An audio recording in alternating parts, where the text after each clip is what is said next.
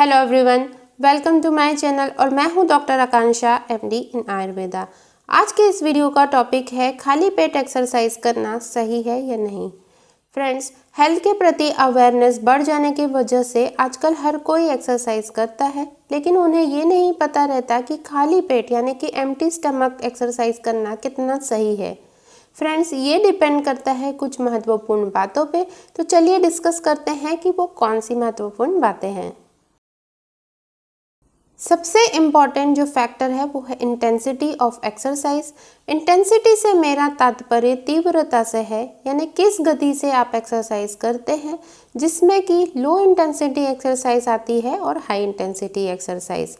Low intensity exercises में योगा, प्राणायाम, brisk walking यानी कि हल्की फुल्की वॉक या फिर बहुत ही कम गति से कोई भी एक्सरसाइज करते हैं आप, जैसे लो इंटेंसिटी कार्डियो या लो इंटेंसिटी एरोबिक भी इसमें आता है। ध्यान रखिएगा, यहाँ मैंने low intensity cardio and aerobics की बात की है।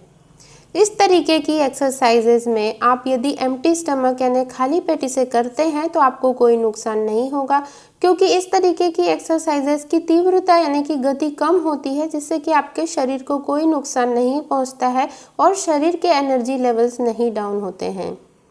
अब बात करते हैं हाई इंटेंसिटी एक्सरसाइजेज की, जिसमें gymming, heavy strength training, weight training, running, jogging या फिर बहुत तेज़ी से वॉक करना, high intensity cardio, high intensity aerobic आते हैं।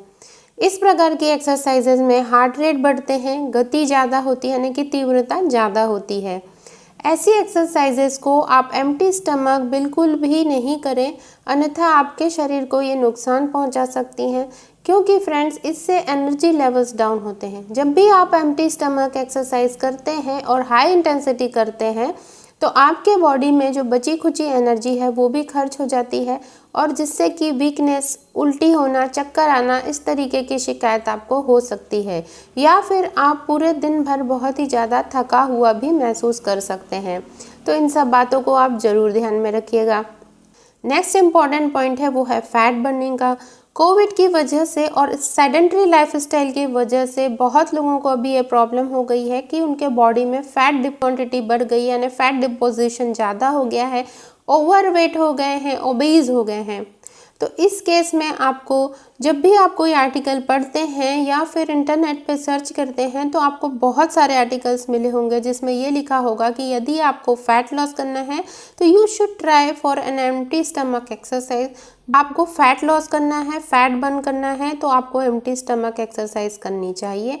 लेकिन फ्रेंड्स, ये बिल्कुल भी सही नहीं है, क्योंकि यदि आपका टारगेट सिर्फ फैट लॉस का है तो भी आप इसे कुछ समय तक कर सकते हैं। जैसा कि बड़े सारे लोगों का ये टारगेट रहता है कि उनके फैमिली में कोई फंक्शन है, ऑफिस कॉलेजेस में कोई फंक्शन है, तो उस टारगेट को वो सामने रख के सिर्फ वेट लॉस में जुट जाते हैं, लेकिन शरीर को क्या हानि पहुंचेगी ये नहीं समझते हैं। जब भी आप सिर्फ वेट लॉस के टारगेट से एम्प्टी स्टमक विगरस एक्सरसाइज करते हैं तो आपकी बॉडी जो है, क्योंकि आपने खाना नहीं खाया है, तो जो भी एनर्जी एक्सरसाइज में खर्च होगी वो फैट जो आपके शरीर में डिपॉजिट है उससे लेगी। और जब आपकी बॉडी को ये समझ में आ जाएगा कि आप इस तरीके की प्रैक्टिस को फॉलो करते हैं कि बिना डाइट लिए आप उस फैट में से एनर्जी को लेना चाहते हैं, तो बॉडी धीरे धीरे वो फैट को बचाना शुरू कर देती है। इसी वजह से कुछ समय के बाद कई बार वेट लॉस की प्रक्रिया वहीं पर रुक जाती है और स्टैग्नेंट वेट पे बॉडी आ जाती है, यानी कि एक निर्धारित वेट पे बॉडी आ जाती है। एम्प्टी स्टमक एक्सरसाइज करने से फैट लॉस के साथ साथ मसल मास भी लॉस होता है। और फ्रेंड्स, मुझे नहीं लगता कोई ये चाहेगा कि उसके बॉडी का मसल लॉस भी हो, क्योंकि मसल्स ही है जो आपके बॉडी को टोन्ड बनाती है। मसल लॉस होने के कारण आपका ओवरऑल अपीयरेंस जो है वो बिगड़ सकता है। तो इस बात का ध्यान रखिए कि आपका टारगेट वेट लॉस होना चाहिए, ना कि मसल लॉस। इसके साथ ही रेप्डोमाइलोसिस नामक प्रक्रिया आपके बॉडी में हो सकती है यदि आपने ओवर एक्सर्टिव एक्सरसाइज किया है, और वो भी एम्प्टी स्टमक। रेप्डोमाइलोसिस प्रक्रिया के अन्य कारण भी है, जिसके साथ एक कारण ये है कि over exertive exercise without taking any food, यानी कि कुछ भी खाए बिना जब आप ओवर एक्सर्शन करते हैं तो ये प्रक्रिया आपके शरीर में हो सकती है। इस प्रक्रिया में मसल्स का जो प्रोटीन है जिसे मायोग्लोबिन कहते हैं वो मसल्स से बाहर निकलने लगता है, जबकि मसल्स ब्रेक होते हैं जो कि विगरस एक्सरसाइज के कारण होते हैं। मसल ब्रेक होने के कारण ये मायोग्लोबिन ब्लड में आने लगता है और जब ये ब्लड में बहुत ज़्यादा दिन तक इकट्ठा होता है और बहुत ज़्यादा क्वांटिटी में इकट्ठा हो जाता है तो ये जाकर किडनी को डैमेज कर सकता है। तो फ्रेंड्स, इस बात का ध्यान रखिए कि ऐसा प्रैक्टिस भी आप नहीं करें तो आपके लिए अच्छा होगा। नेक्स्ट इम्पॉर्टेंट पॉइंट है वो है एनर्जी लेवल्स का।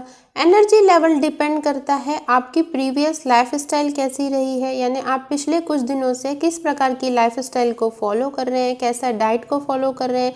यदि वो हेल्दी और न्यूट्रिशियस है तो आपके बॉडी में एनर्जी लेवल्स अच्छे खासे होंगे। इस स्थिति में आप कभी कभार एम्प्टी स्टमक वर्कआउट कर सकते हैं। इसके साथ ही आप एक शॉर्ट ड्यूरेशन में भी ऐसा कर सकते हैं, लेकिन लॉन्ग टर्म प्रैक्टिस में इसे नहीं फॉलो करें। एनर्जी लेवल्स जो होते हैं, यदि आप अर्ली मॉर्निंग एक्सरसाइज कर रहे हैं तो प्रीवियस जो आपका डे का मील है, जो लास्ट मील है, जैसे यदि डिनर है वो लेट यदि आपने खाया है और न्यूट्रिशियस फूड खाया है तो हो सकता है आपके एनर्जी लेवल्स ठीक ठाक रहें। लेकिन ये भी कोई हेल्दी प्रैक्टिस नहीं है कि आप डिनर लेट खाएं और न्यूट्रिशियस खाएं और नेक्स्ट मॉर्निंग आप एम्प्टी स्टमक एक्सरसाइज करें, लेकिन ये भी कभी कभार के लिए आप इसे फॉलो कर सकते हैं। नेक्स्ट जो पॉइंट है वो है स्ट्रेंथ एंड स्टेमिना का। तो strength and stamina by birth भी होती है जो कि हमें जीन से मिलती है। इसके साथ ही हम इसे एक्वायर भी कर सकते हैं, यानी कि हम अपना एक अच्छा लाइफ स्टाइल और डाइट को फॉलो करके हम अपने स्ट्रेंथ और स्टेमिना को बढ़ा भी सकते हैं और कम भी कर सकते हैं यदि हमने ऐसा नहीं किया। तो फ्रेंड्स, स्ट्रेंथ और स्टेमिना आपके बॉडी की यदि अच्छी खासी है तो आप कभी कभार एम्प्टी स्टमक एक्सरसाइज कर सकते हैं, लेकिन उससे आपके स्ट्रेंथ और स्टेमिना में डिक्रीज ही होगा, यानी वो कम ही होगी। इसलिए इसे भी लॉन्ग टर्म प्रैक्टिस में ना लें और अपने स्ट्रेंथ एंड स्टेमिना को पहचान कर ही आप एक्सरसाइज को भी फॉलो करें कि आपको लो इंटेंसिटी एक्सरसाइज करना चाहिए या फिर हाई इंटेंसिटी। कई बार स्ट्रेंथ और स्टेमिना सही नहीं होने के बाद भी लोग बहुत ही ज़्यादा विगरस एक्सरसाइज कर लेते हैं, जिससे बॉडी में लॉन्ग टर्म वीकनेस और बहुत सारी बीमारियां उनको हो जाती हैं। तो इस बात का भी आप ज़रूर ध्यान रखें। नेक्स्ट जो पॉइंट है वो है एज का। जी हाँ, एज पे भी ये डिपेंड करता है।